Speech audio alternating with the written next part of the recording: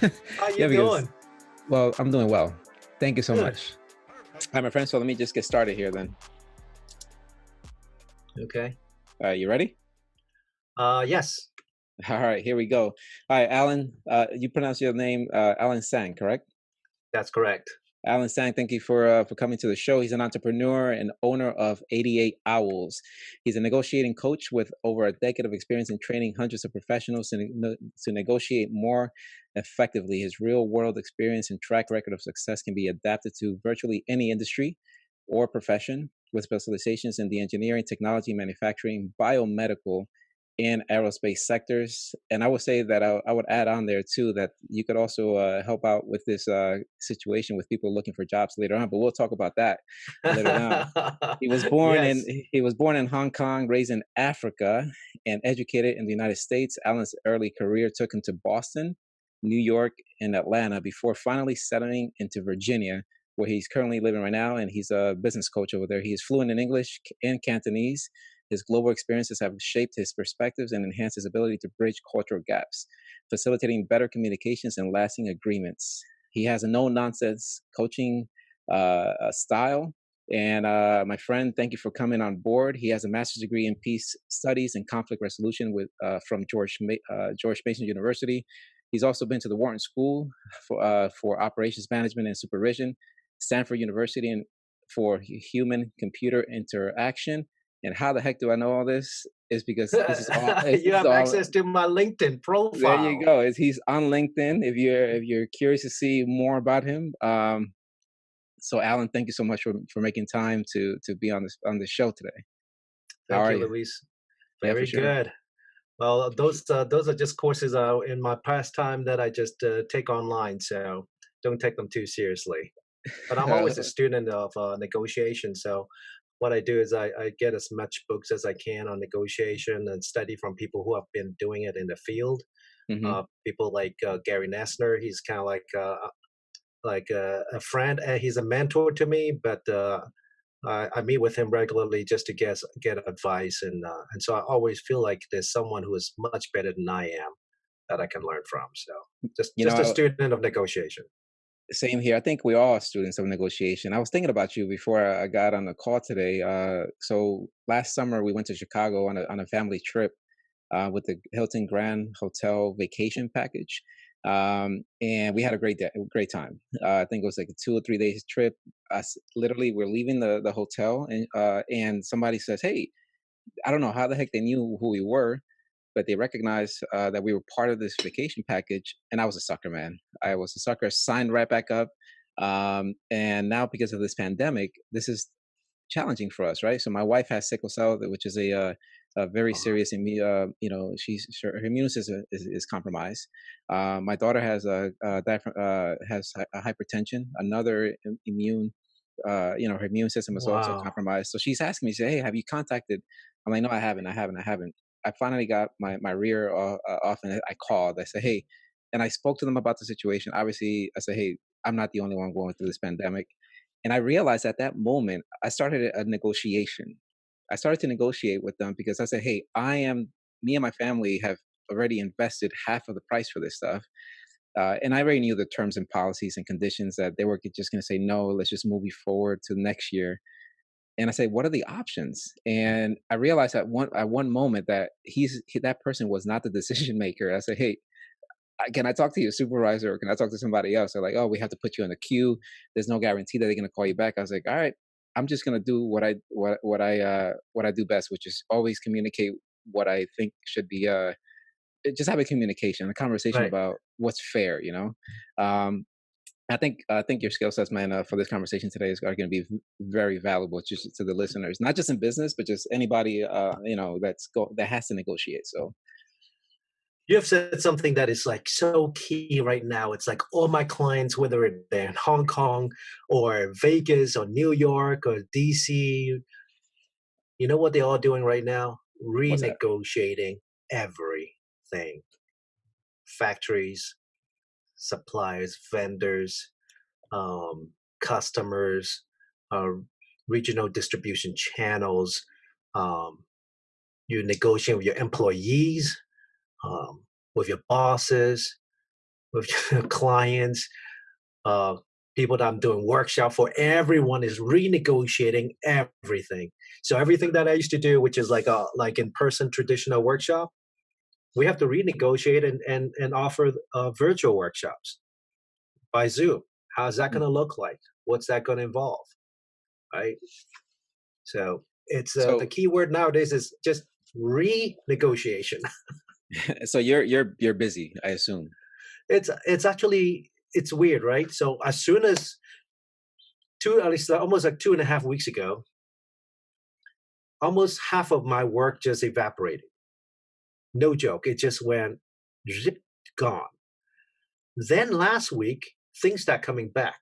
So workshops, the training that was supposed to be in person has gone virtual. So Mm. some of the workshop that I did, I changed it to virtual. So far, out of there's only less than 4% of the people that signed on for the a traditional workshop said I want my refund. So that was amazing. So we're moving forward with that. And my clients in Hong Kong have actually doubled down, Luis. They've actually said we are now finding ourselves in more negotiation than ever. In fact, last night, one of my clients says, we have negotiated with our supplier. We have to go back and renegotiate that to renegotiate what we negotiated a couple weeks ago. So now you're in the third phase of negotiations. Absolutely. It's a new world. It's a completely new world. So is there were you in your toolkit, did you have a process in place for to renegotiate what you already negotiated? Or Yes, it's just is it still the same flow of process? the process stays the same. That's why that's the beauty of a system. So whether my clients that are procurement or sales can use the same process. Whether you're negotiating with a partner, forming a strategic partnership, negotiating a term, a price, getting a job, getting a promotion, the process is the same. That's the beauty of a system. But tactically, things are different now. So you have to go into more of a business mindset. You have to put on the business cap. Hmm. Um, so the beauty of what I do is I don't only just do negotiation. I used to do a lot of strategic business planning.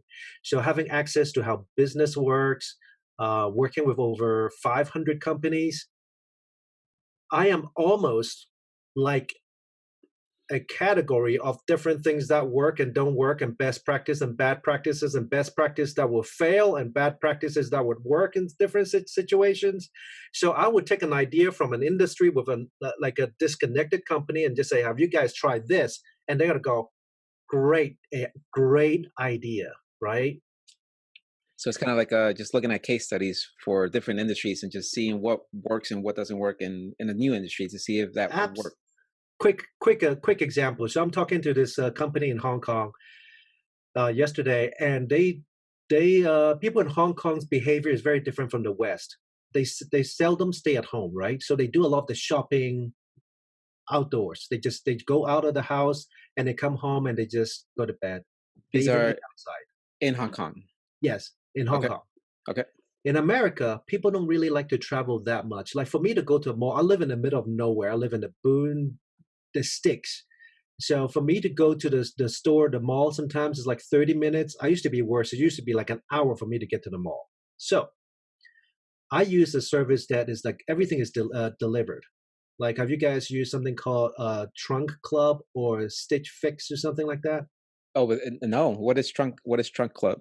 Trunk Club and Stitch Fix, those are like I know I'm kind of schlubbing it today, and the Dan Oblinger's term is like I'm dressed like a hobo, right? But You're hey um, man, hold up. You're not just like a hoe. Let's put it into perspective. Look at me. I'm in a t-shirt. Before the way main before thing is comfort. way before the pandemic, you could have found me in a polo shirt or a suit. And now That's that I right. started this podcast, this is my uniform, Right. a black t-shirt. So this is your So uniform for today. Stitch Fix and Yeah. Fix and the Trunk Club, they're essentially these like mail order clothing. So you have a Ah, fashion designer that knows your style. You tell them what you like, you don't like, what worked and what didn't work. They send you these like on a weekly or monthly package with shoes and belt and pants and shirt. And so if I look good, it's because of them. And when I look horrible, it's not me either, right? So I'm just telling my workshop attendees when I dress well, I have something to do with it because I gave the feedback. Now, if all I right. look So, horrible, that's because someone picked those clothing for me. all right. So So let's the go beauty through. of it is, Let's go through your attire right now. Trunk Club and Stitch Fix. They dressed you up in what today? What do you yes, have on? they What do you dress me have up on? in like they have different styles. Like so, you Okay. can in the summer you have summer work clothes, or you can pick sports outfit, or you can pick a dress outfit. So they can pick like maybe a sport jacket. So when it comes to suit, I go get fitted up in a tailor, right?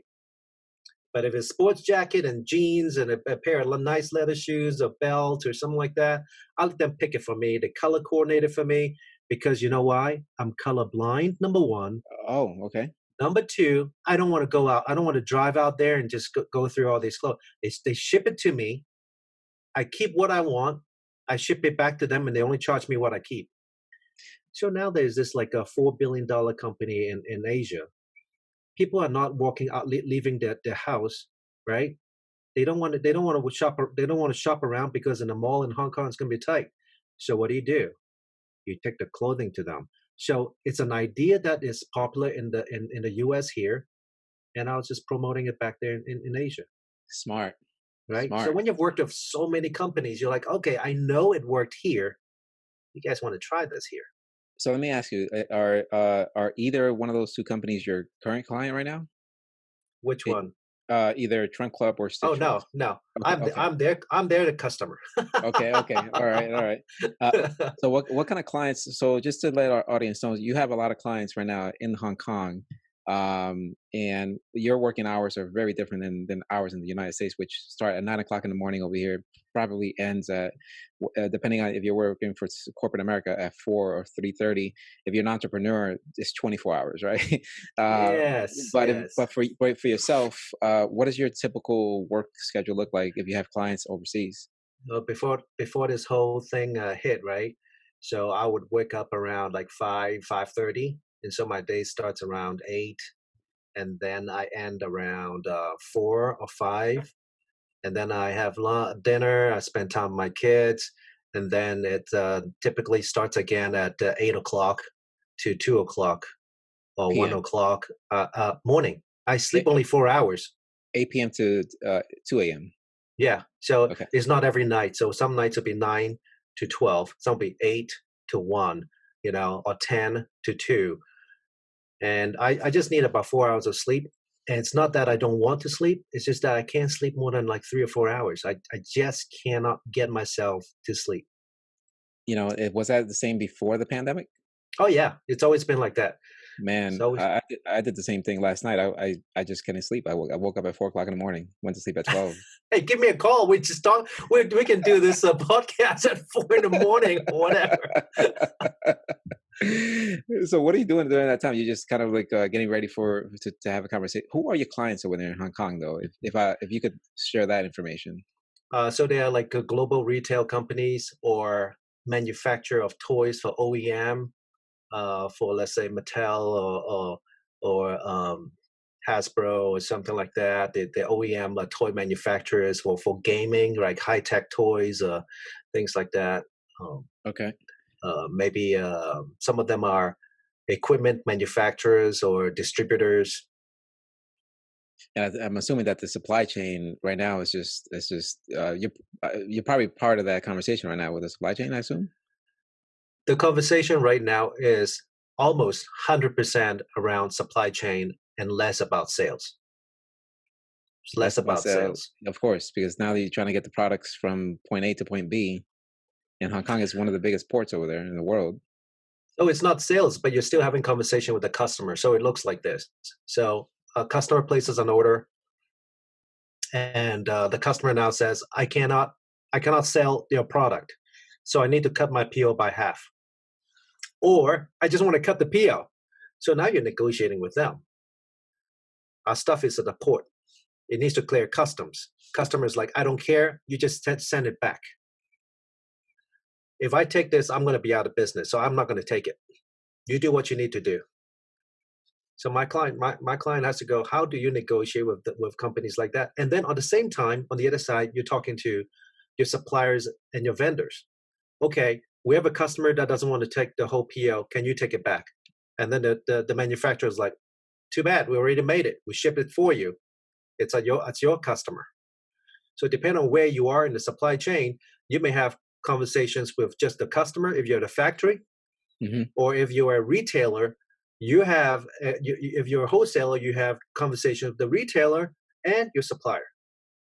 So you can find yourself either just coaching your client, or do you also have a conversation with their uh, uh, customer as well? So I don't. I am not a agent for hire unless we have done business for a long time. Does that make sense? Like I It coach them does. on how to have that conversation, but it's risky when they put me on early. So I don't take that project, even though I can. I don't want to. It's actually safer for them to learn how to negotiate than to have someone who doesn't know all the nuances of the industry to bring them in. So, what is negotiation? This is it might seem like a dumb question. I think we're all negotiators all around the world. So I'm from Dominican Republic, and if you've traveled to the Caribbean, you know that everybody hustles over there for anything. And I think the same goes over here in the United States or in China, right? Where I went there in 2018, and to buy anything in one of the markets, you really had to make sure that you're not overpaying for anything, and that's just in the market, right? Right. Uh, so why are you laughing? Why are you I'm laughing? laughing because as you're telling me this, I'm picturing when I was negotiating I needed to buy luggage at the market, Okay. where it's like the open market, Yeah, yeah. and I need a luggage to bring stuff back, and yeah, you're just haggling with the lady, and she was at first she was telling me, oh, this is a branded suitcase, and that's why I have to charge you so much. So it's because like my wife is Caucasian, so as soon as you walk up there, they think, guess what, Boom, foreigner, right? boom, boom. So you Yep. get the foreigner premium, which is like 3 or 4 times what the price is. Yeah. So now I have to use some like local dialect, and I have to cuss a little bit. I don't like to cuss, but as soon as you use a few Cantonese cuss word, they immediately go, "Oops, okay, local." Now you can now this is the cultural thing that you get it down lower, and then very soon I'm picking this luggage apart. I'm like, oh, look at the zipper. It's not quite flowing like it should. If it's Quality control. I know it's not branded, right? Yeah. But I said, like, if it's branded, it shouldn't be like this. It should be thicker. It should be, and this is what she said. What do you expect? This is not the brand that you think it is. I'm like, I just did you just say it was branded stuff? Cha-ching. She's like, basically, she's like, expect some flaws in it. What do you think this is? This is not the branded stuff. So you got to teach me some Cantonese curse words now. What is Oh, it? I'll get you covered. Give me one. Give me one before we move on. This is not a cuss word, but if you say this and you say it with a different tone, it Okay. means so many different things. You can get away with it in many situations. It's called "有冇搞錯." Yao mo gao shou. Oh yeah, that's great. 有冇搞錯?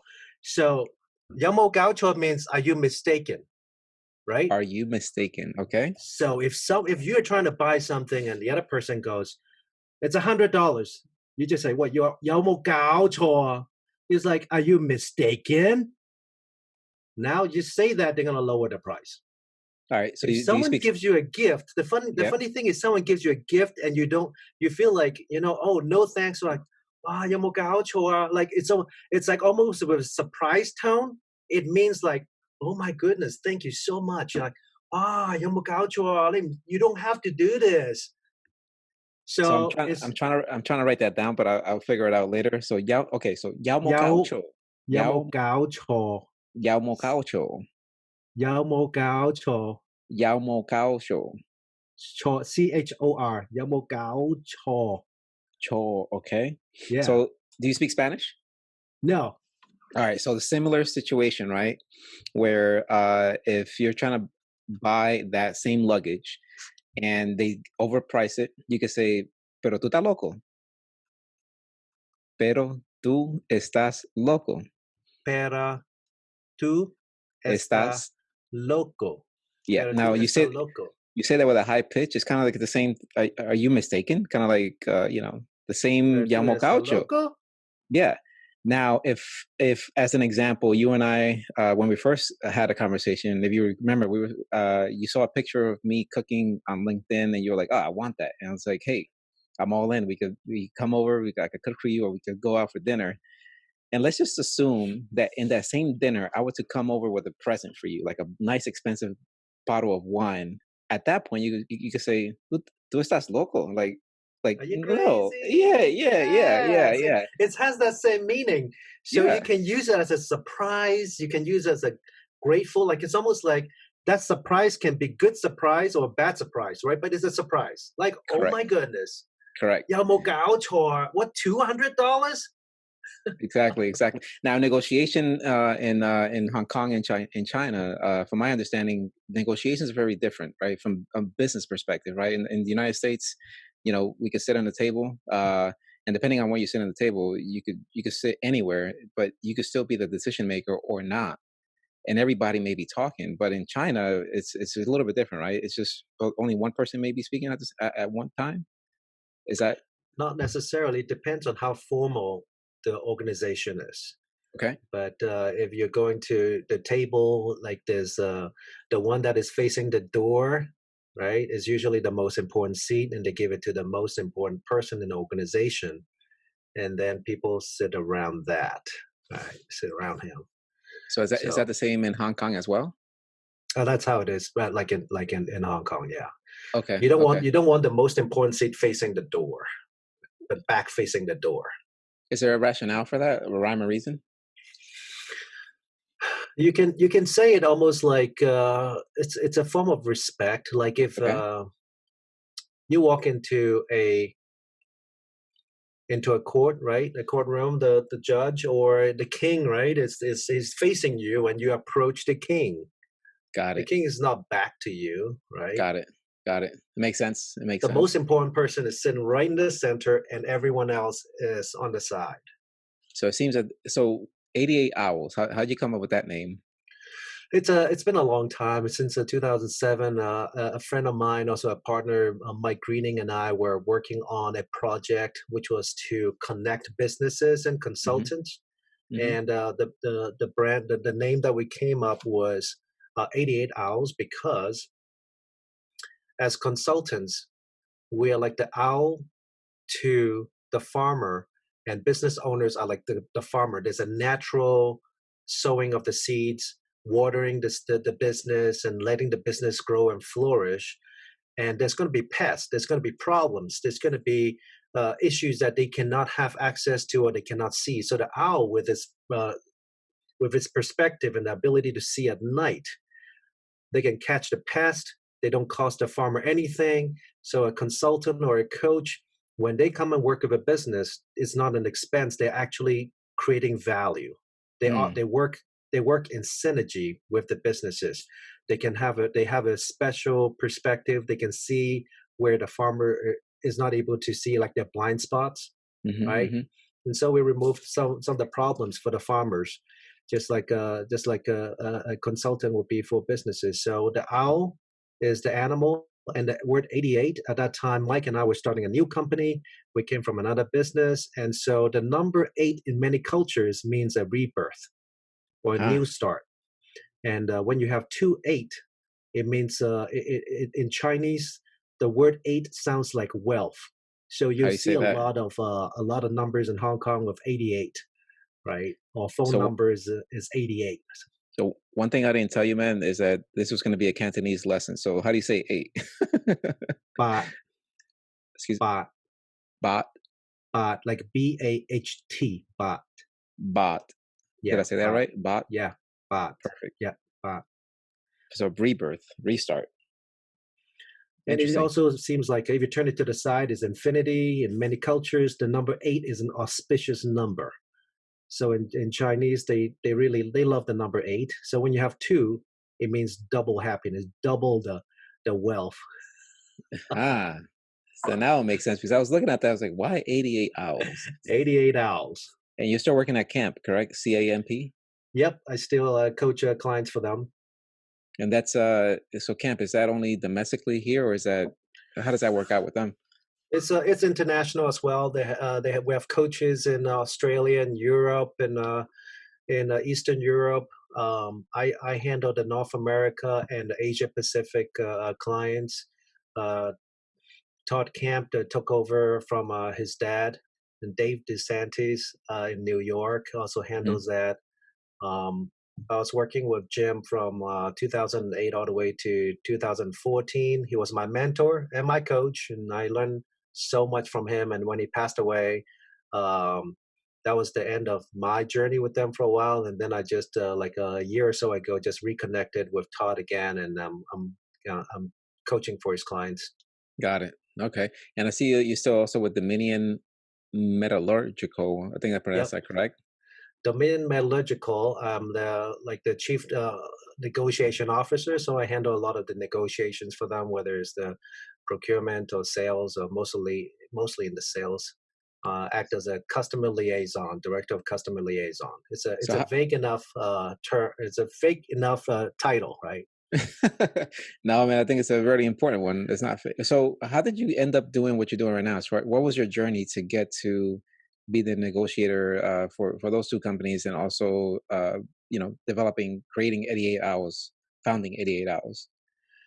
Long story short, had a company, had it for 12 years, and then I was trying to sell it, and the business broker wanted to buy it over.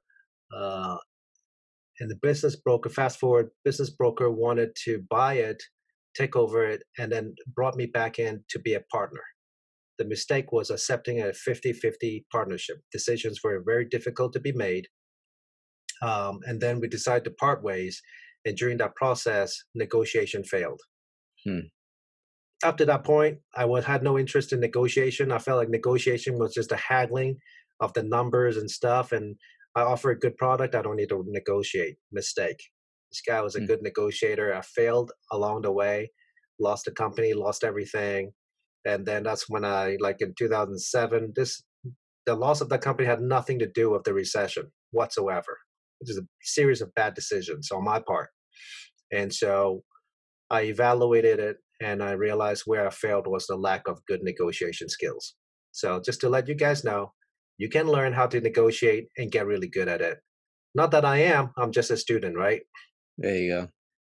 So since then, Jim said something that was really cool when I chat with him. I was like looking over the world for the best negotiation coach, the best. Shopping around, I was like, this is where I failed. I need to find the best. And Jim says, "Yeah, I heard your story. I hear your story. What I'll do is I'll show you how to negotiate so that never happens to you again." I said, "That's great. So, where exactly did you fail then, if I may ask? That's a long story. That's Hey, a man. so let me finish what Jim said. Jim said, Okay. "I'm going to teach you so that you never have to experience this kind of failure again, and I'm going to teach you how to teach others so it doesn't happen to them as well." So that's how I became a negotiation coach. Got it. Right. So where did I fail? I failed because I wanted to build a win-win agreement along the way, willing to compromise, willing to take a step back, willing to give the guy, my partner, whatever he asked. And I realized the more I gave, the more he advanced. The more I wanted to please people, the worse things got for me. Right. The more you're willing to compromise, the more the other side takes. To the point where I was invited to go to a mediation, and it wasn't even a mediation, Louise. It was a fake. It was a fake. It was a fake mediation set up by my partner. I walked in, and they wanted to know what I was willing to take to settle, and that was their starting point. So this is while the business was still quote unquote healthy, or that's kind of where you started seeing that something was wrong, or did you see that This after the was fact? this was the end where we wanted to part ways at that point. Oh, okay. So this is towards the end already, and Yeah, so, yeah, so that okay. yeah. So win-win, and obviously you wanted to give, but nothing, and you weren't expecting anything in back in return at all. It's just that's just in your nature to give, give, give. And that's where, like, along my whole life has always been, I grew up in, if you're an Asian and you grew up in Africa during the 70s and 80s, right? Hmm. You're in a foreign country, they are hosting you, you're a guest, right? So what you do is you try to blend in, you try to work with the culture, you want to please people. And when I was 17, I came to the United States. Same thing, you go to college. So you're kind of quiet, you're trying to be friendly, and you try to make friends, and you try to be liked, right? Along the way, you're going to realize that the more you want to be liked, the more you're going to be taken advantage of. That's period. You can almost find any person who is very likable, who wants to be liked, and you can ask them where they have failed in negotiation, and they got tons of stories for you. Tons of stories where they've been ripped off, they've been conned, they've been taken advantage of. And at this point, what I do is I don't tell people to be a mean person. I show them how to negotiate and get what they want without giving up unnecessary concessions. Hmm. That's what I do. Hmm. Help them maximize their resources, keep more of what they want they have, get more of what they want without taking advantage of someone. But obviously there's some planning that has to go before you actually go into a negotiation. Any negotiation, you don't Oh, want to go in there. You don't want to go in there blindly, that's right? the worst. Like, sales is just one form of negotiation. I train a lot of salespeople, and oh my goodness, Luis, some of them they fall in love with the idea of showing up so that they can throw up. Hmm. They just want to show up and throw up on their customers. They don't prepare. They don't want to prepare. They feel like they don't have time to prepare. Everything seems very obvious, and usually that's when they fail, or that's where they have to give compromise, and it costs my clients a lot of money when the sales team just refused to negotiate. Because I actually met a sales manager, Hmm. and the sales manager says, "Alan, I don't even know why my boss is hiring you because we don't negotiate." I said, "You don't negotiate?" They said, "No, we don't." These are like, we talk about millions and like tens of millions of business. We don't negotiate. And I said, "When do you actually negotiate? I know you say you don't negotiate, but so tell me more about that." He goes, "The only time we negotiate is when we put a price up there and the customers don't like it, and then we start negotiating." I say, "Okay, so this is what they do." So I kind of follow them and I watch them, and this is what they do, Luis. They go and they sit down with the client. They have the quotes in front of them. They give the client a quote, and the client looks at the quote, and literally, this is sometimes what they say. They look at it and they kind of throw it on the table. They sit back and they go, "This is too high." Guess what? Guess what this guy's team does? The team immediately opens their portfolio, this thick portfolio, right? Unzip and everything, boom, opens it up, and he's cranking numbers, running calculators, and he goes, "I can do better. I can do better." And the funny thing is, while he's doing that, I'm watching, right? I need to observe how things go. Their prospect has a look of disgust. They go like this. Basically, they're saying, "So you were ready to rip me off?" Of course. This sounds so scary. Is this in the auto business? No, Okay. no, All I right. can't tell you. I can't tell you what it All right, is. that's fine. That's why I asked the question to see if it's in the auto business. They have been trained by the auto industry. That's how the auto. That's this sales manager actually used to live in Detroit. It's funny you say that. Well, I was in the auto industry for 10 years. I was in the headquarters side, though, not at the dealership level. But man, we were, I used to work for Mercedes-Benz USA, and also Mercedes-Benz Financial Services, the Nice manufacturer. brand. At the, man, beautiful cars, quality products, uh, amazing marketing, amazing team. But I used to work for the headquarters, so obviously dealing with the dealerships and getting the customer feedbacks, and also just hearing it from other people outside of the Mercedes-Benz circles. The one thing that people hated the most was haggling. Yeah, they hated going into the dealership. So one of my first jobs at Mercedes-Benz as an intern was essentially looking at the customer flow in the after sales compartment. So basically, let's just say that you bought a car now, a brand new or lease car, and you need to get service, right? So we looked at the flow of those customers that are at the service level, and looked at the flow to see what's the best pattern for the entry and by the time they actually enter and by the time they leave. So the entire process for the car and also the customer. How can we enhance it? How can we optimize it? Wow. But a lot of those feedbacks were just like they hated the process because I'm just here to change my tires, Right. whatever. Now they're asking me to buy a car, fine. Or if I'm there to actually buy a car or lease a car or return a car, and like you said, you're looking at the prices. The MSRP is whatever, $30,000. Why am I leaving with a $35,000 ticket? you know. But then you have that one nice representative that's just like, oh, we can make a deal. We can make a deal. So what's the process there, right? So So if you have money, you won't negotiate, and as soon as you balk at it, they go down on price. But I gotta say this: went with a friend of mine to the Atlanta Mercedes dealership to get his car regular maintenance. Hey, we got to use that the snack room. Right? They had a snack room. They had good food. You sit around, and then because you have to wait for the maintenance, and they're washing it for you and vacuuming it. Then we get to now we're shopping for the car. It's great experience though. I mean, given compared to other dealers, so because you sounds like you're an experienced guy, you see all the good and bad. But if you put it together, I think Mercedes have it right. It's a really good experience.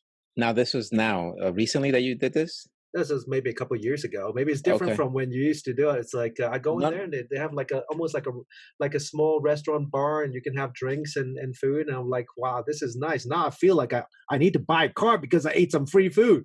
There you go. No, seriously, I think those are the results of that process that I just told you about. It was called Workshop Process 2010, Oh, and this was during 2007 to during 2007 and 2008 that we started analyzing what was good hmm, from a dealership perspective, customers visiting a dealership, and what are the areas of improvement, both in the retail sale, lease sales, and also the after service, right? So we looked at pretty much as a SWOT analysis, I guess, right. and then for the fruits of that labor, you got to experience right now. Oh, Something as thank you simple. very much. So yeah, I enjoyed it.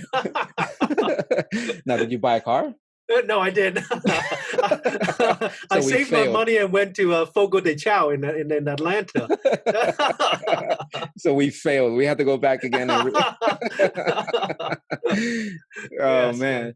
But that's scary though. The reason I ask that is because a lot of people are. I guess this is why Carvana was founded, right? Because a lot of people hate the haggling process.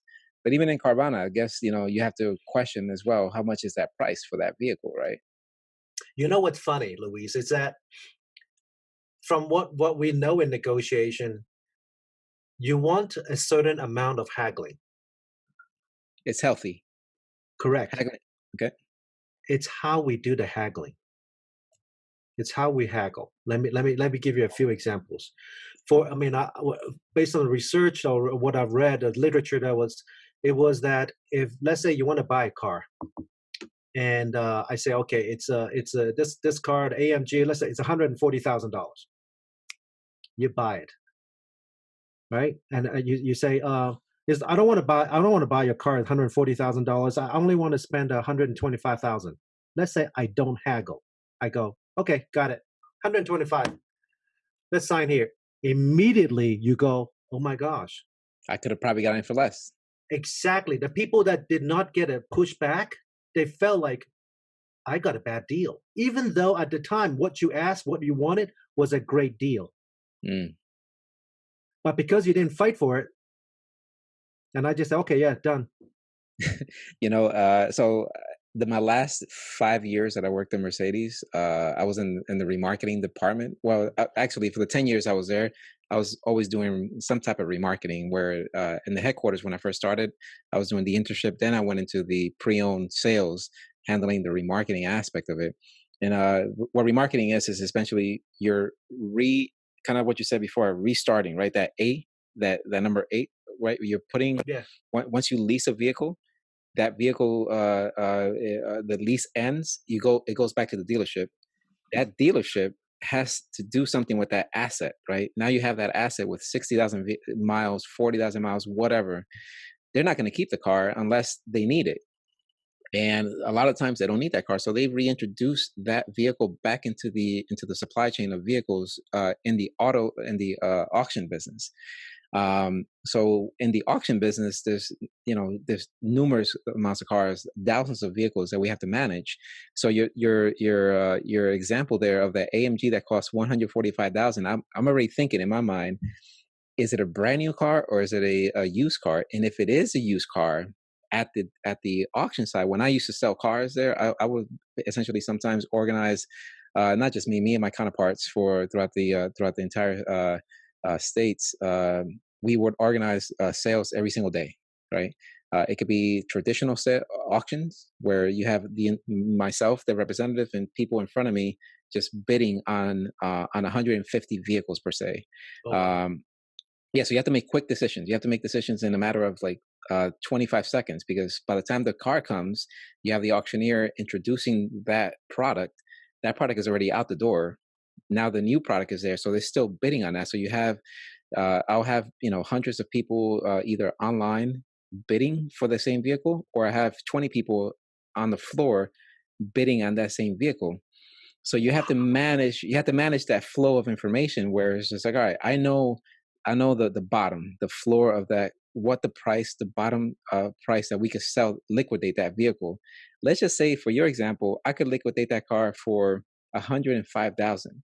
Mhm. My job in that situation is to sell it to maximize, right? So what's the best? We could talk about BATNA and Zona and all this other terminology, but Zopa, yeah.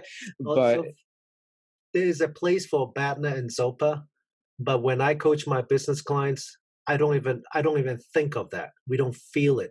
We don't address that we don't. because it's almost like going to battle. I will never tell my clients what they're willing to take. I'll give you an example, right? So there's this client in Hong Kong, and I'm helping them prepare for a negotiation with a key customer. Hmm. So as I'm helping them prepare, this guy who has been doing it for like maybe a couple of decades says, okay, so we know that the next conversation is going to be a price conversation. We've already made the prototype. The next conversation is a price conversation on what production is going to be like. And I said, so tell me how you prepare. He said, I'm going to do research and find out where we can slice on the margin, where we can lower on the margin on every single step of the process. And so that when he pushed back, I would know where my BATNA is, where my lowest point is. Hmm. Hmm. I said, stop, don't do that. I need you to start thinking about all the value you deliver. Boom. I don't want. It's like I don't want you to go into a fight and think, oh, how many punches can I take to the face before I take a dive on the ground? No, I want you to think of how you're going to punch the other guy, right? So I want you to think about all the value, everything that you have remembered about what they want. Why did they come to you? Why did they pick you over other suppliers? Why did they work with you all these years? All the value you delivered, and why paying you more because you can develop better products for them in the future. Paint the future. Talk of the benefits that you deliver to them, not just benefits. Benefits that doesn't benefit them is not a benefit. Again, guys, listen to this. There are features and then there are benefits. I don't actually care about the benefits. I only care about the benefits that resolve a particular pain for this prospect, For sure. right? And that's all we're going to focus on. And I need you to do research on that. I don't want you to do a research on how much you can come down or sharpen your pencil. To them, it seemed like a completely different thought. But the thing is, theoretically, they know it. But as soon as they sat in the hot seat and they have to do like whether it's role playing, the first thing they do is, I can compromise. You know, uh, that benefit aspect that you're talking about. Let's go back to the same example, that $105,000 AMG that I'm trying to sell at the auction when I have maybe 50 or 100 more vehicles to worry about. There could be two individuals, person A and person B. They're both bidding at each other. Now the bid stopped. As an example, this is just a hypothetical that the bid could stop at 104,000 as an example. Okay, I know that I need 105. five.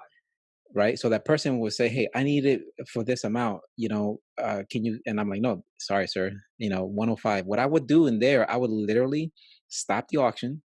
I would walk down, have a conversation face to face with in front of all the other bidders. That way, it's all transparent, and say, "Hey, this is the price that we need. I cannot go down to 104."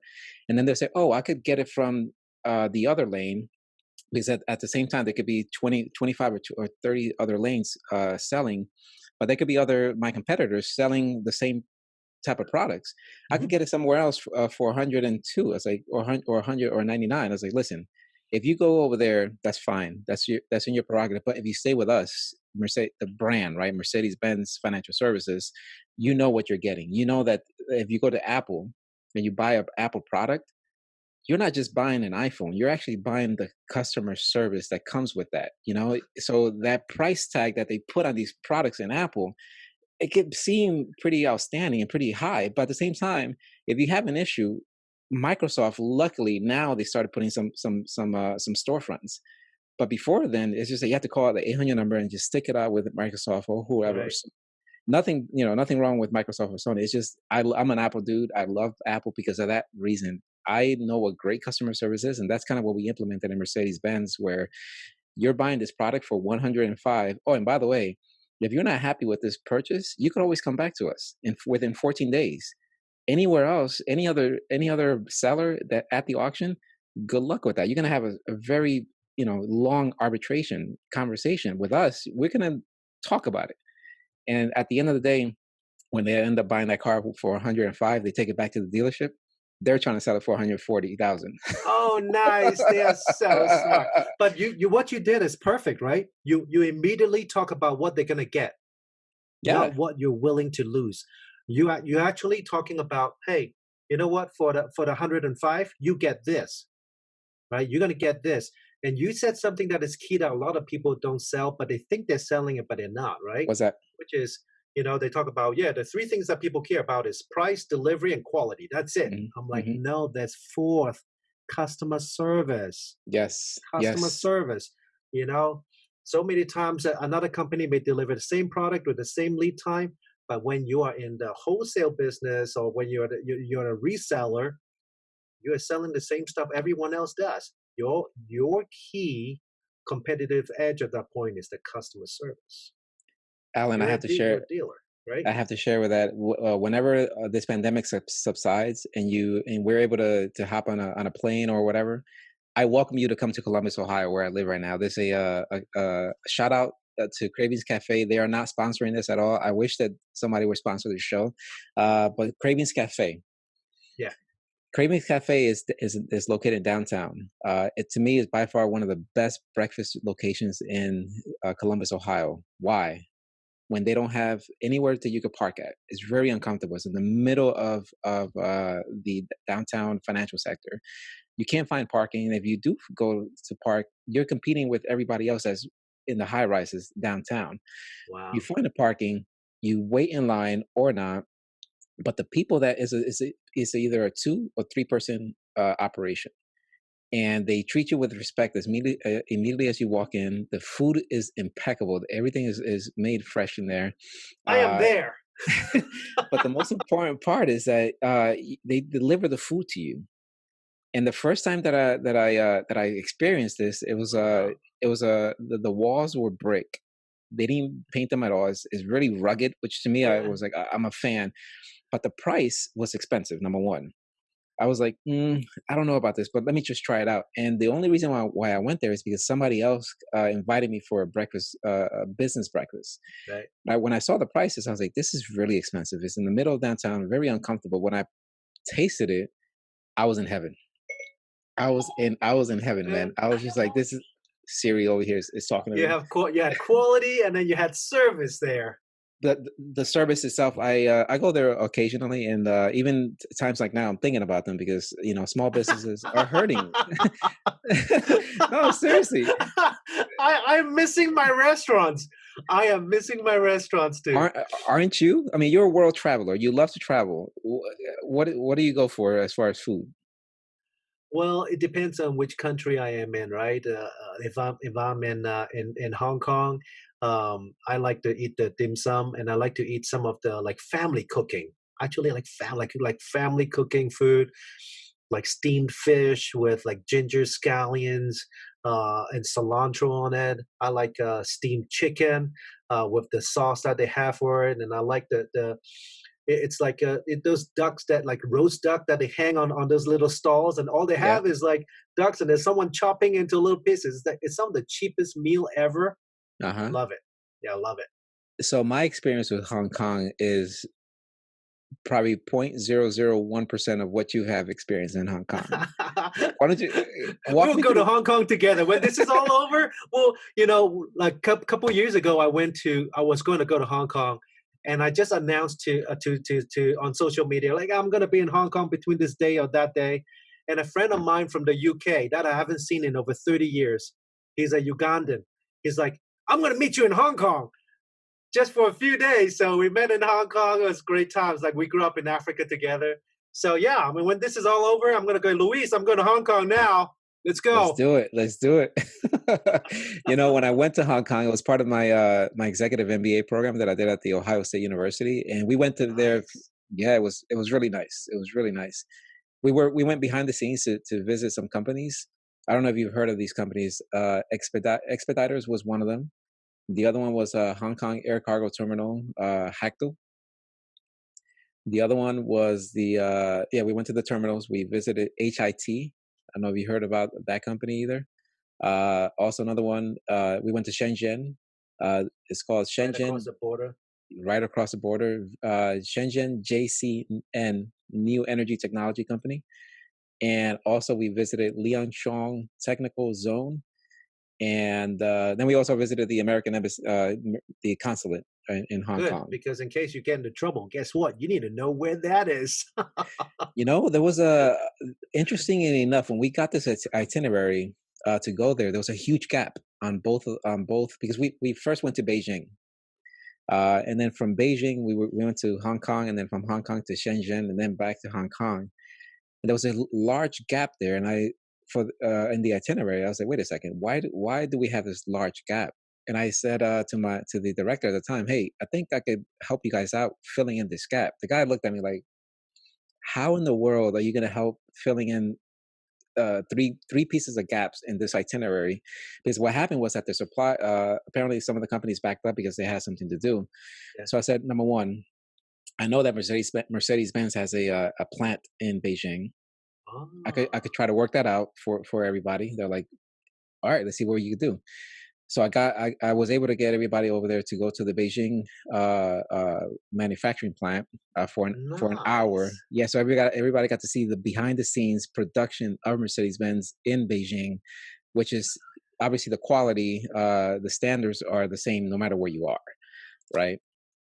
So that's one thing that we did, and the other thing that we ended up doing, which this one I thought I was swinging for the fences. I thought I was swinging for the fences, and I actually was able to get people into the cohort into the American Embassy in Beijing and also the consulate in Hong Kong, because I used to work in the American embassies in Moscow, Russia, and also the American Embassy in Sarajevo, Bosnia. Oh So wow. yeah, so I did that for 3 years. I was in the Marine Corps, and I picked up the phone and I started, just negotiating. I guess I started just my style, just a smile.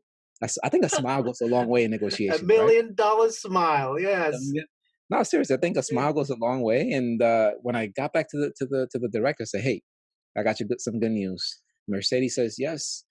The embassy in Beijing and the consulate in Hong Kong. They're like, "How the heck did you pull this off?" It's like Luis negotiation. the salesman. Yes, he got it there. He got the deal done. No, but seriously, I think Hong Kong is a beautiful, beautiful location, man. So the fact that you travel there a lot, it's amazing. I go Uh, there maybe once a year or twice a year, see some of my family over there, and do some workshop for my clients. Yeah. so the protests that are potentially still, are they still happening over there? You don't hear about Uh, them now it's anymore. a sport. It's very sporadic right now. because of They're the still doing virus. it, and people just hate it because during this chaos, this is the last thing they want, right? To have more trouble in the city. Hmm. But I just want to say this before we go any further. Yep. Do you watch Formula One racing? Uh, seldom. I'm Seldom. from seldom. Pull Yep. your hair back a little bit, and then you have the Lewis Hamilton look, right? Yeah, pull that hair back on top. You have the Lewis Hamilton, the racer for Mercedes-Benz. Yes, AMG. Like they are so awesome. He's a badass. He's a What badass is it? racer. What is their sponsor? It starts with a P. Petronas. Petronas. Yeah, Petronas. I am. Thank you for that. I'm nowhere near Hamilton, but that's awesome. Thank you for that, though. Um, And you're not so even paying. You're not even paying. You're not even paying client, and I'm already complimenting you like that. hey, See, man, yeah, we need to talk. this is what it's all about, right? Hopefully, this gets you some clients, right? If, Yes, that'll be great. That'll be so, great. Yes. so let me just put a plug over here. If you, ladies and gentlemen, if we're talking to Allan Tsang, if you need some negotiating coach or somebody to help you develop a negotiating strategy for your company, you can always contact him. If you don't know how to contact him, LinkedIn. LinkedIn Yeah, is go to LinkedIn or go to my website is 88, the number 88, and then owls, OWLS.com.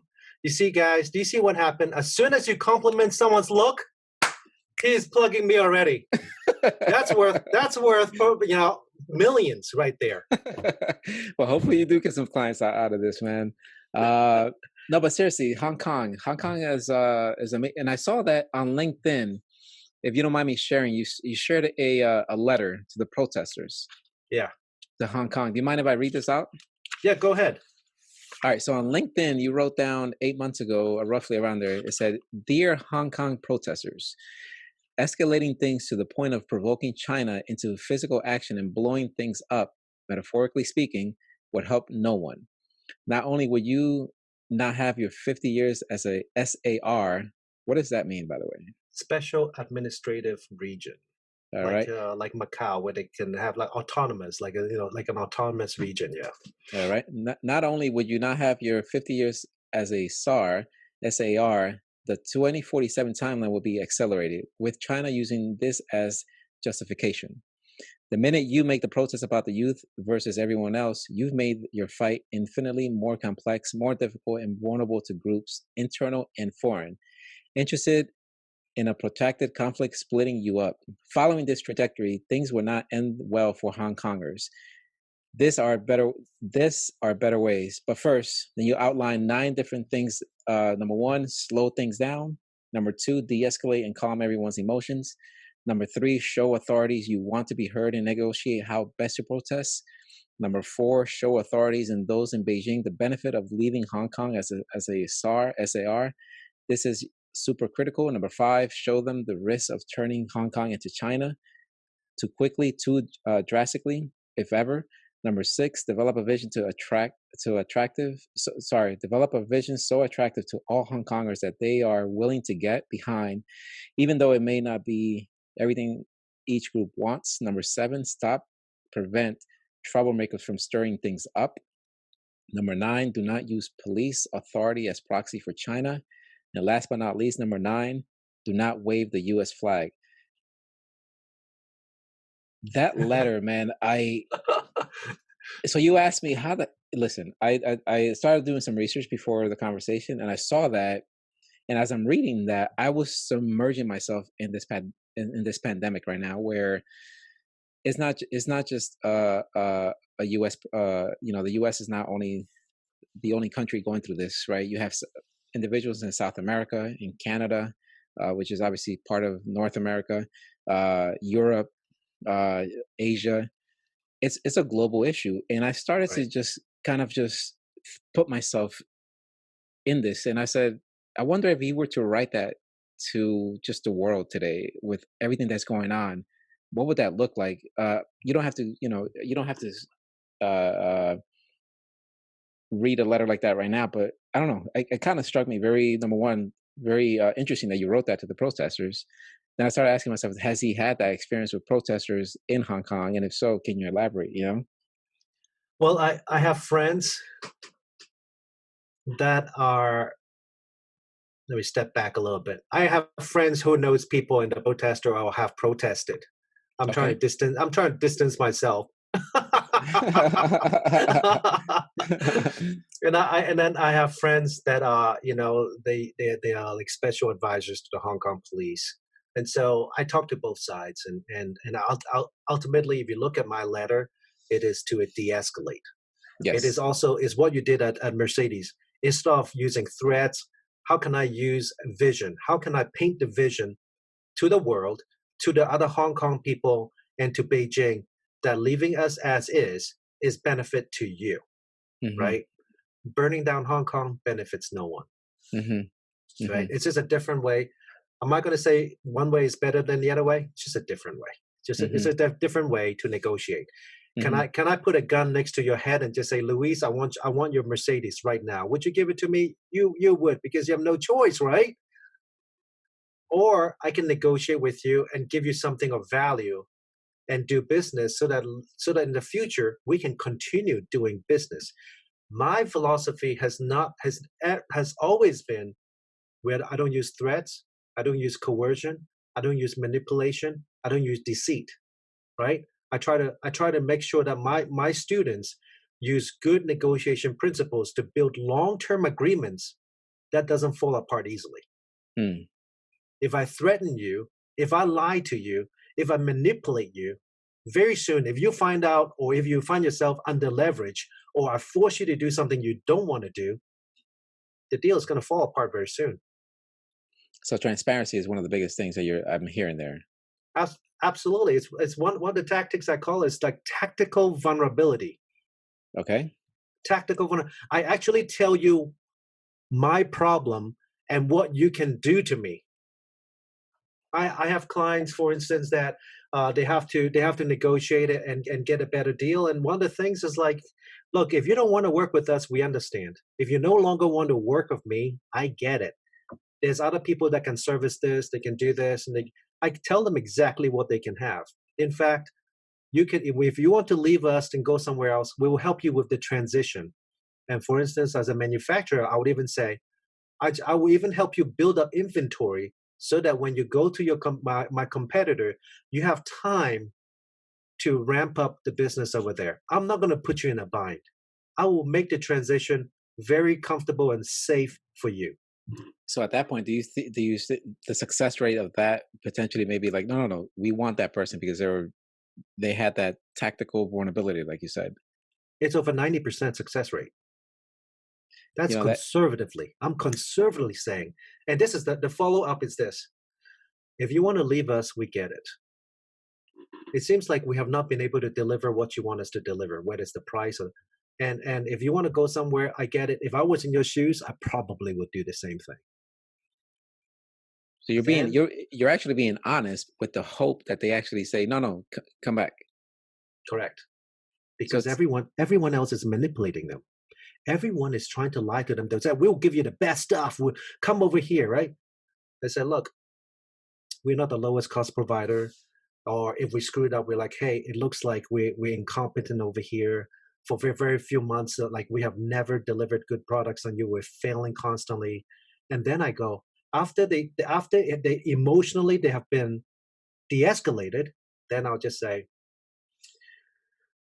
now they're gonna listen to me, Louis. I'll say, what you don't know is I have researched the place, I have looked into our production, we have done everything we can, and there's this little problem. If we can fix this little problem, all this will go away. Guess what? They go, oh my gosh. The funny thing is, Louise, my clients may have been telling them for 6 months or 4 months the same thing I'm telling them, but they're missing one little formula. The formula is using tactical vulnerability and say, I know we screwed up. It seems like we're not listening to you. It seems like we are not incompetent. It seems like we don't care about you as a customer, and that's why we're not responsive. hmm, And then I use an emotional I tag an emotion, right? I tag the emotion along with it and go, you must be totally disgusted with us. And guess what they say? That's right. They point a finger at our face. That's exactly how we feel. That's exactly how we feel, Alan. Then I go, well, what you may not know Now I have them on my side. I said, well, what you may not know is we have been doing everything that we can, and this part or this product is very difficult to make. If you go elsewhere, because they know I'm telling them the truth at this point. But before that, there's no truth that they will listen to you. But now I'm telling the truth. Like if you go elsewhere, you're going to have this difficulty. We have worked out this difficulty. We know how to make it work. In fact, I'm going to ask you for something that is unreasonable. I want a blanket order from you guys. Not only do I want them not to go, I want a blanket order from them. I said, if I have a blanket order from you, then I can get it. I can get it made. I can inventory it. I can inspect it. And so your lead time, instead of like 8 or 10 weeks, we can deliver in 1 week Hmm. at no extra cost to you. Guess what they say? Almost 90 plus. But yes, let's do that. Right? Why is it good for my client? Now I have blanket order for the next year or the next 3 years. Hmm. And plus, you probably built that trust. Correct. Look, there's at this point there's no trust. I don't need to work on trust. It's funny. It's like if you're a salesperson, people always talk about trust, and I'm not saying trust is bad. I recently wrote an article. Okay. Trust is not bad, but if you're a good negotiator, I don't even need trust to do business. I don't. I do not. Most of the time, I walk into a negotiation with my client, the other side has a distrust of my client. Distrust. And when I walk out of that meeting, we haven't really delivered anything to prove them to trust us. Is how we say what we say that allows them to feel safe enough to take a risk with us again. That's it, to take a risk with us. So it's not trust, but just the ability to have them feel safe, and Yes, that risk aspect of it as well. Because absolutely. let's face it, somebody's going to take a risk. Either they're giving you something or taking something. Somebody's taking a risk. Absolutely. So trust is developed throughout the process, throughout the journey.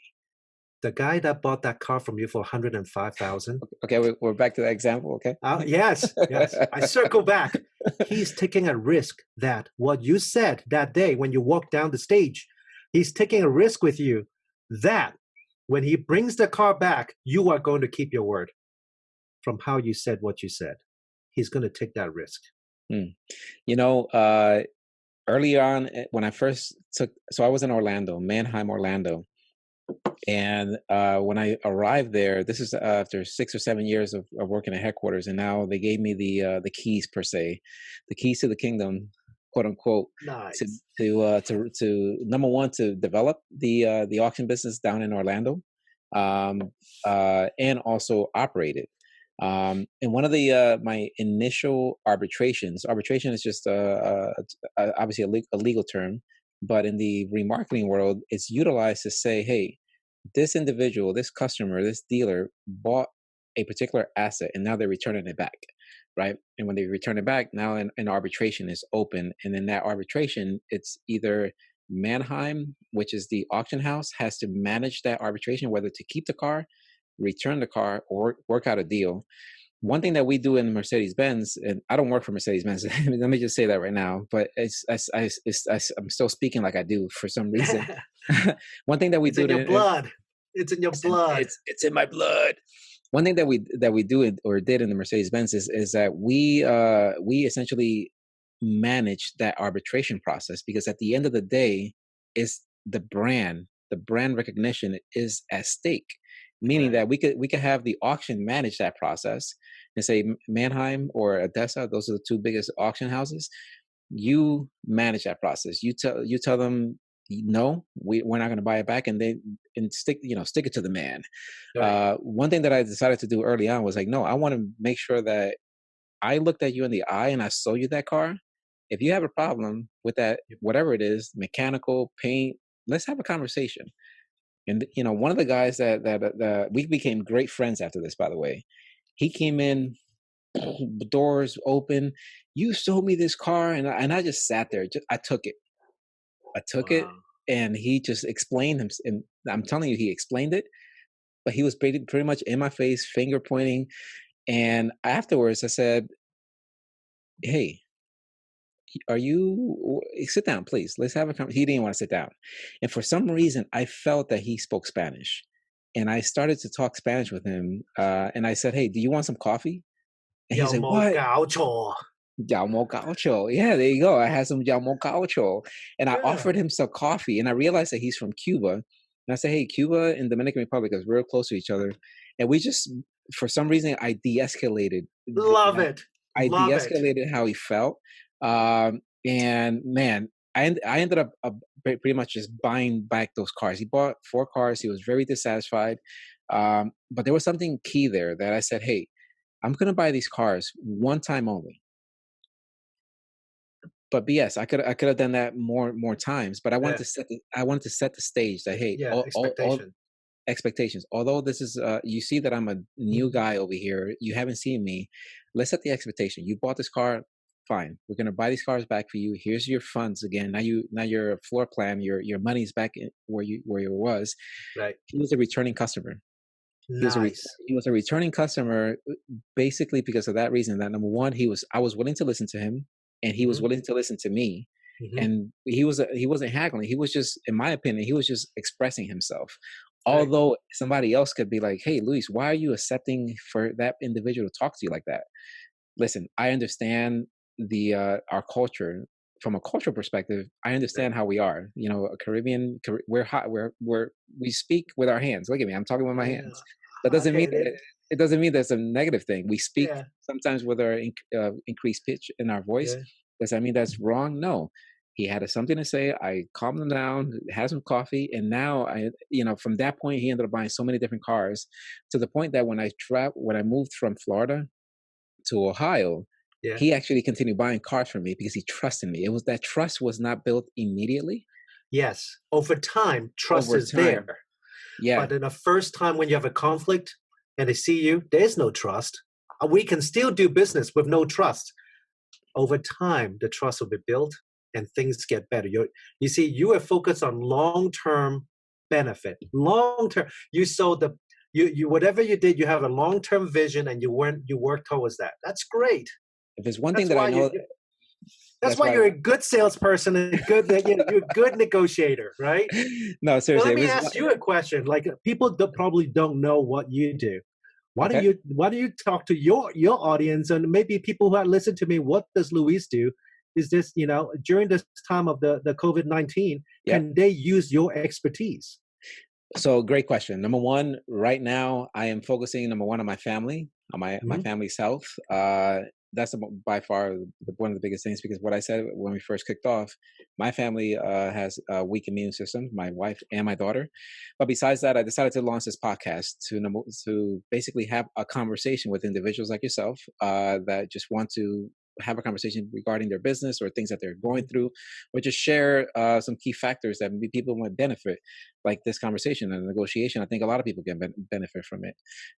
Number three, for me as an entrepreneur, I think it was a very good outlet for me, because for the past 3 or 4 years, I basically I launched a company called Fidelis, and it was a risk management company that focused on safety solutions, safety and security solutions, and I Safety work. solutions. Yeah, yeah. So what are your ideal? What are your ideal clients? Ideal clients. So I'll answer that question like you and I are inside a Delta plane going from point A to point B. You know that typical Yes, question. we're in a Delta. We're in a Delta plane in a first class. I was never in a first class, but all Okay, right. business class, and I'm like, hey, I, Luis, what do tell you me, do? yeah, yeah, what do you do? So Who are your ideal clients? we just got updated. Honestly, ideal clients. This is the way that I typically answer that question. The ideal client, number one, has assets, meaning that you either have a building.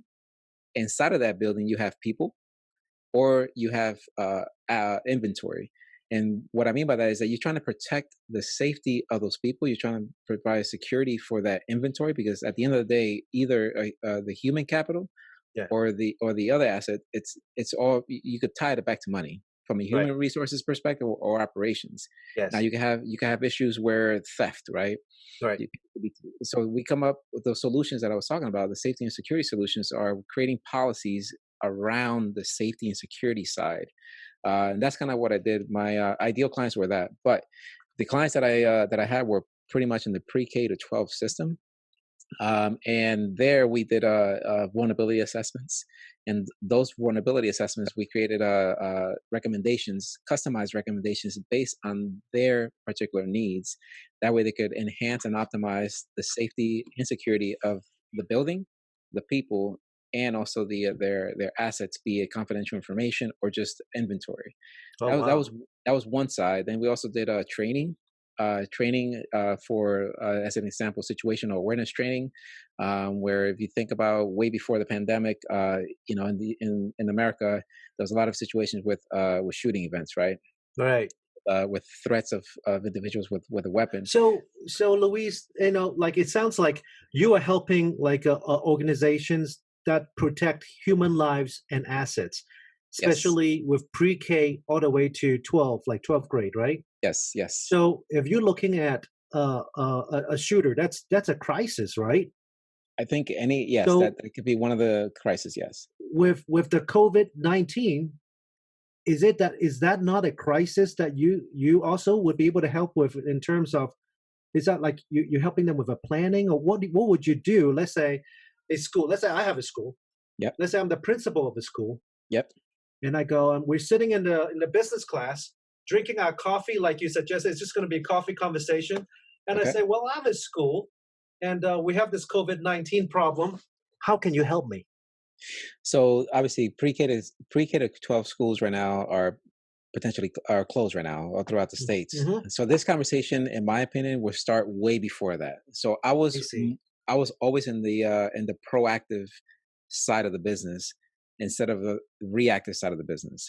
Now, with that being said, although I was not always on the reactive side, it's still necessary to think about throughout the supply chain of a Right. crisis, the proactive measures, the mitigation efforts, and also the response efforts, also on how are you going to continue the business. So the business continuity ties it all back to the proactive side.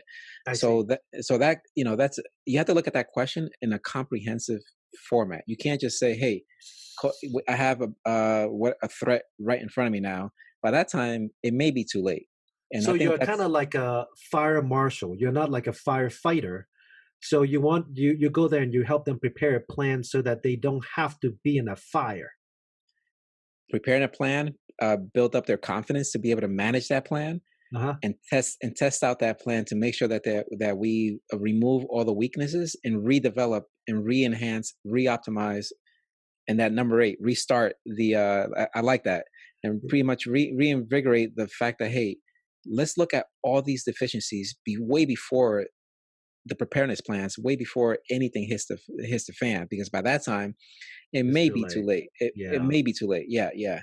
So you Well, would think that's that what I do. Both of us are just trying to help people like strategize and prepare, right? Plan, brief, execute, and debrief. That's what I do. So exactly, the planning phase is just preventing them from getting into a disaster. exactly. That's cool. Uh, The thing about COVID-19 is it's going to happen again.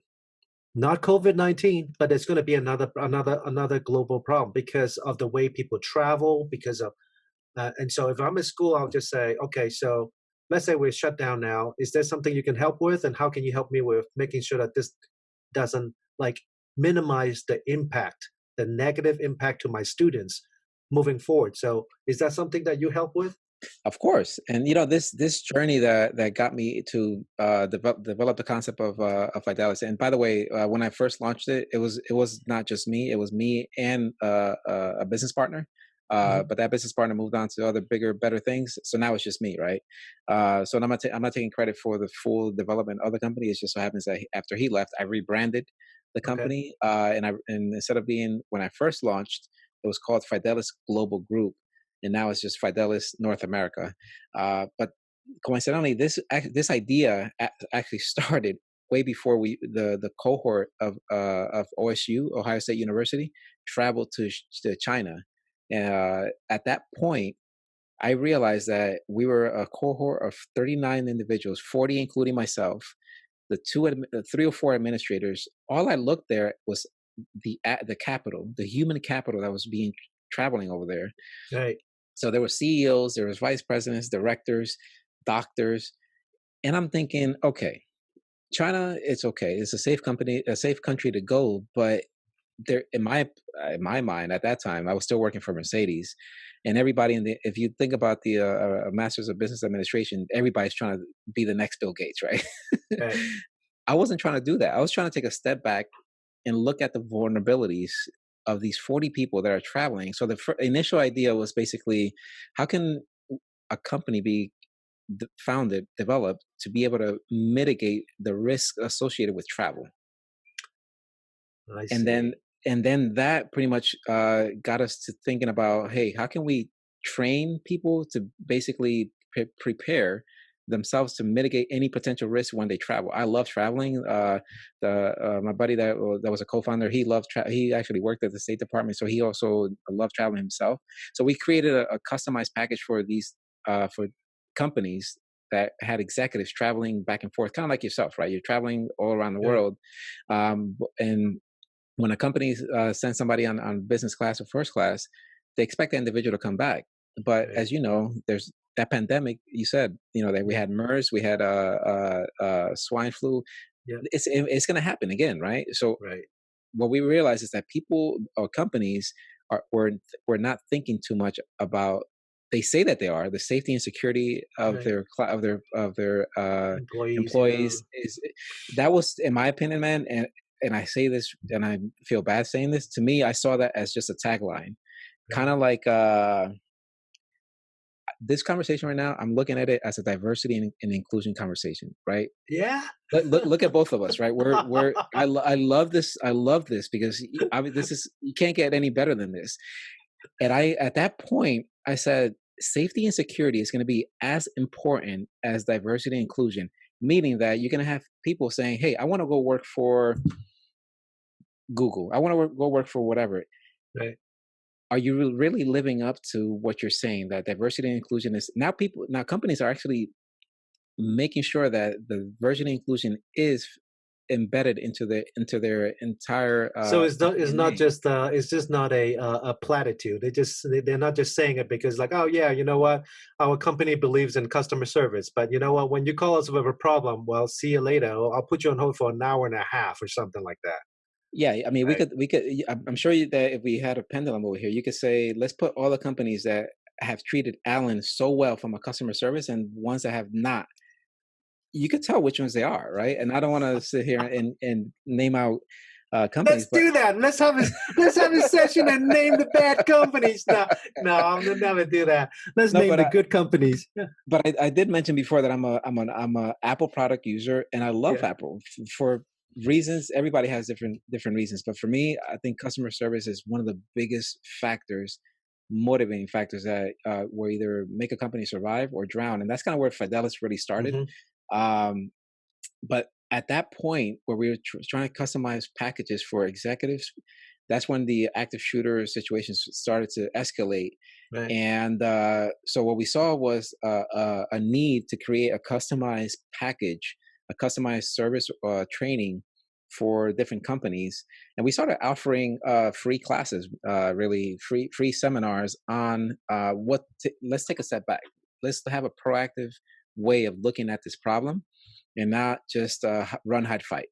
Right? It So was if just I'm at school, you'll be willing to come in and do like a free work seminar, and then talk about how you can help me with a planning a crisis, like a crisis management plan or something like that.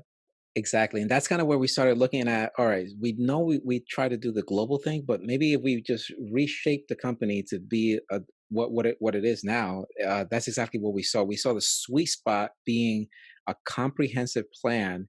And if you go to the website, you'll be able to see Iberia Parish schools and also Evangeline Parish schools. So those two contracts that we actually landed in Louisiana.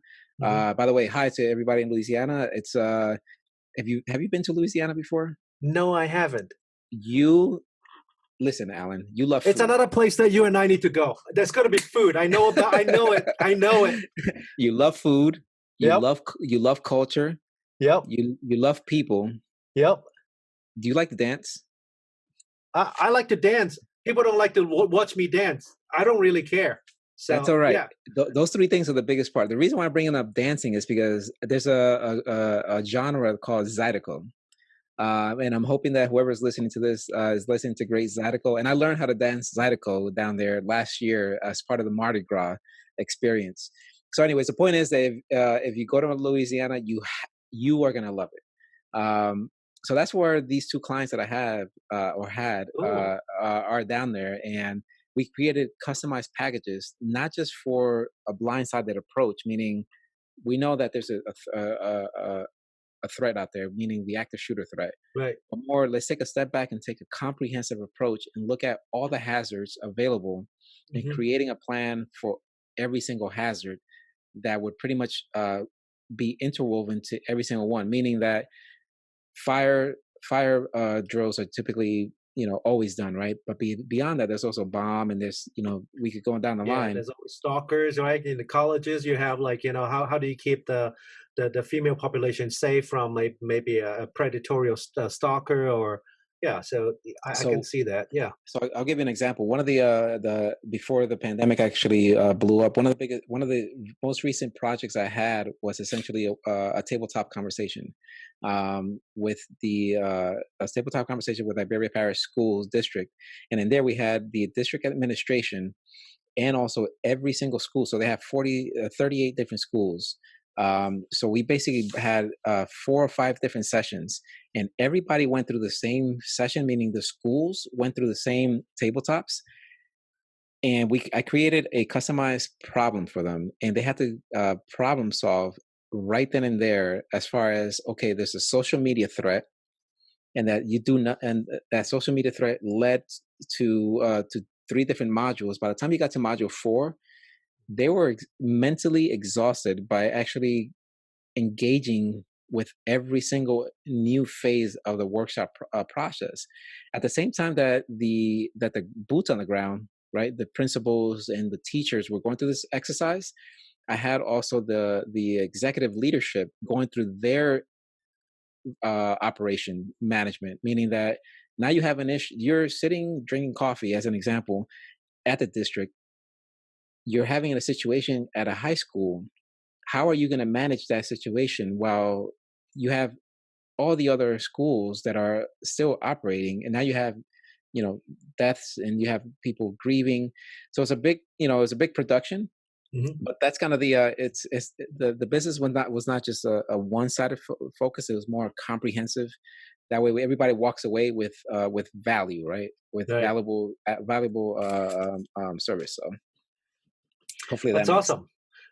That is I think what you do is very necessary in today's world. I mean, I can see why you guys started global, and I can see why you're actually concentrating back on North America because there's a lot of need right now. Like even with like how do you deal with crisis and looking at it from a holistic point of view.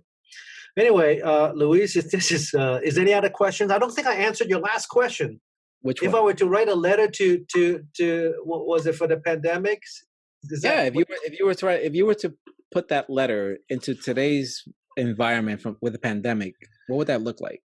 I think I'll approach it from like for like maybe a few aspects. One is like number one, how can we be safe financially, physically, psychologically, right?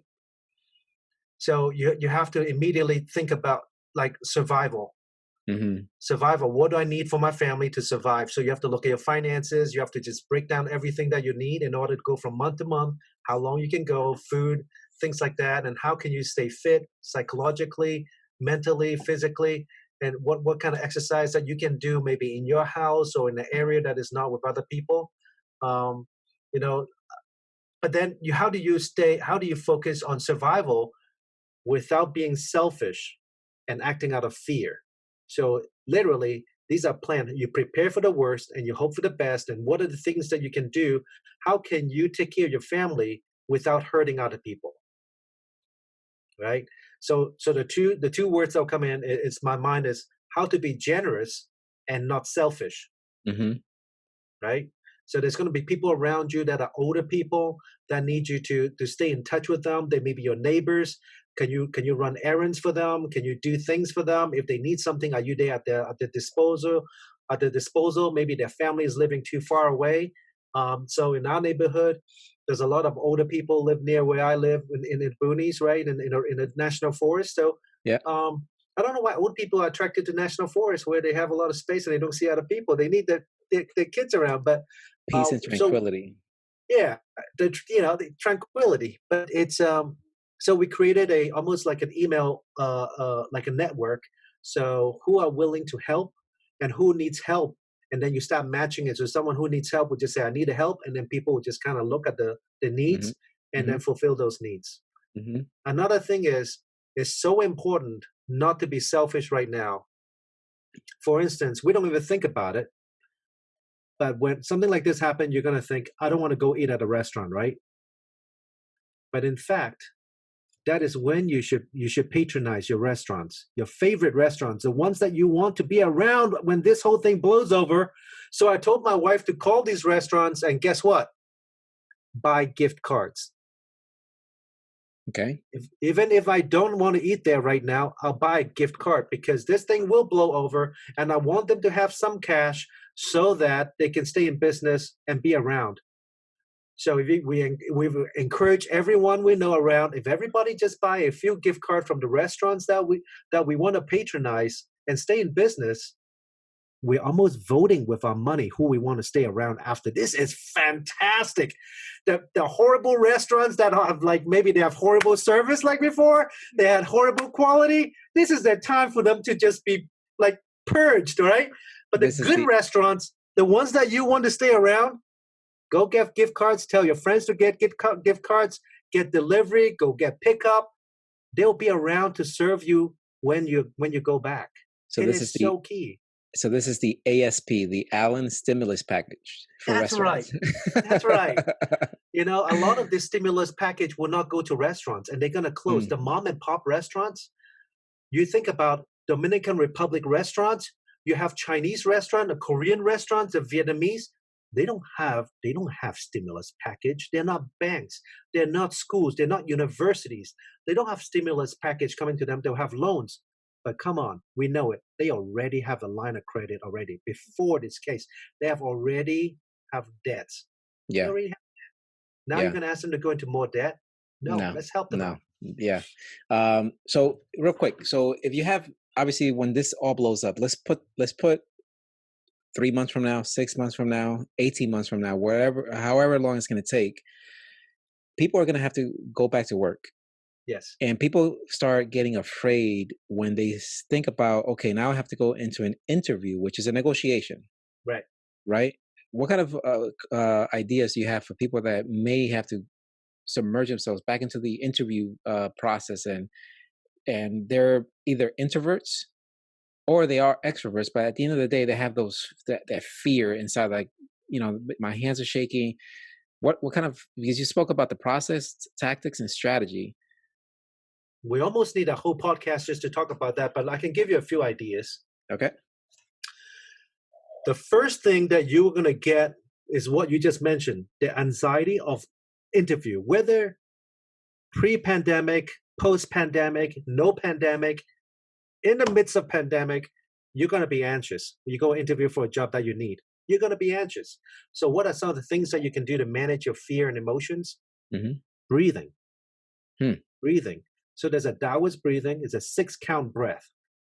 So you breathe in slowly, 6 count, or you breathe out and then you breathe out slowly, 6 count. So in, it takes you 6 count to get in, and out, you are managing your breath. When you slow down your breath, you actually take your body back into a relaxed state. Your muscles do not tense up. Your adrenaline glands do not start pumping. So you don't have the adrenaline all over your body. You're not going to a fight or flight. You stop sweating as much.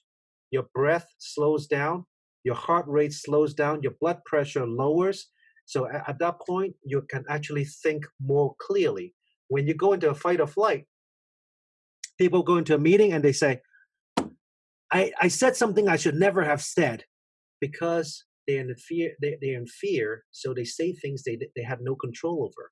But when you're calm and when you're relaxed, when you're having a cup of coffee with a friend across in Columbus, Ohio, you can say a lot of stuff and it's all under control. You're not anxious, right? Hmm. So slowing down your breathing, And there's a box breathing that the special forces use. You're probably familiar with the box breathing, right? It's in my book. I think you read my book, but that's okay. I steal it from anywhere I can steal it. Okay.